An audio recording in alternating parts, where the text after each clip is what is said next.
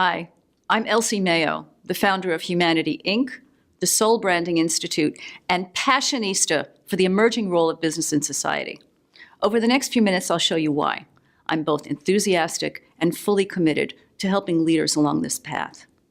The global companies I'll show you have been redirecting their core competencies, their core operations, and linking their fates directly to the well-being of the people and communities they serve.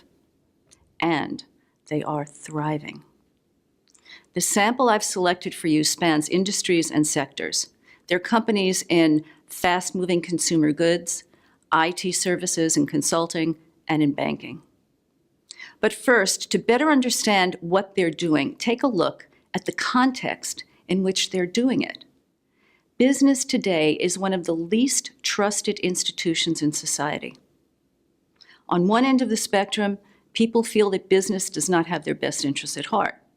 And at the worst end of the spectrum, people feel that business is deliberately acting at their personal expense.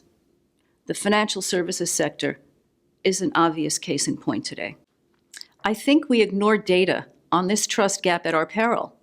For example, just take a look at where the tobacco industry is wound up, at the bottom of the barrel, regulated, litigated, and shamed. Were there warning signals? Sure. And consider the trust gap that exploded into the Arab Spring and Occupy Wall Street. And of course, financial services, trusted just this much more than big tobacco today, is beginning to feel the sting of global regulatory reform. Data like these can seem ominous and heavy, but I also see the trust gap as our friend, as a wake-up call to transform and to the nature of the opportunity. Right now, the data points to this opportunity for business to engage with humanity as such, not just as consumers of transactions, but as people. In short, people are clamoring for business to transform from a narrow me and my sustainability agenda to an inclusive commitment to we. One of the shining stars to leap that S-curve is Unilever. Its courageous leader, Paul Polman, has tied the company's goals and operating behavior to an inclusive we agenda of extreme mutual value with society. Pretty words, but more important for me, Unilever is not just about talking about it, branding about it. It is doing it at scale. How can an FMCG company double the people we reach, as Pullman put it, while improving their health and reducing negative system impacts? What does that actually look like? In this brave new world, you don't know what you don't know.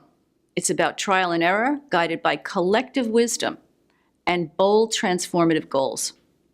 For instance, in product innovation, Unilever is learning to crowdsource and even crowd partner with patient investment and to measure success in terms of its holistic impact on the innovator from the crowd, on the company, on the people whose lives are being improved. Putting that in action takes concerted leadership, humility, and willingness to make mistakes while developing those new skills. For example, just to kick off an innovation program, Unilever hosted a 24-hour live dialogue with 2,300 people in 70-plus countries to learn, as they put it, co-create leading-edge ideas and share best practices. One of its discoveries is a case in point, the Wonder Bag. It's an inexpensive device that reduces the cost, extends access to cooked meals, as well as to refrigeration for huge populations of the poor. At the same time, it reduces the environmental footprint and the health risks associated with their breathing in dangerous cooking fumes. This simple device was developed by the Durban, South African entrepreneur and poverty activist, Sarah Collins. It's aimed at societies where fuel is expensive or time-consuming to gather. And it was discovered by Unilever, personally promoted by Paul Pullman, and has already created deep reserves of core mutual value for the company and society, both. Unilever's pilot program distributed that bag for free to their customers who purchased 3 boxes of their curry powder. The project was twice as successful as projected. Subsequent plans projected an additional 5 million Wonder Bags in South Africa. And Sarah's team now aims to distribute 100 million bags by 2015. The impact? Up to 10% of these families' total household income can be saved in fuel costs with the Wonder Bag. It's estimated to reduce emissions by up to half a ton of carbon dioxide per year if used 3 times a week. And Unilever doesn't have an exclusive distribution arrangement for having given the Wonder Bag its start. Incidents like this could be just a collection of good ideas, good works, new entries for an award-winning sustainability report. If it weren't for the fact that those practices are being institutionalized around metrics at Unilever that tie social impact with company performance. IBM is another example of a business authentically creating and institutionalizing what we're calling core mutual value with society.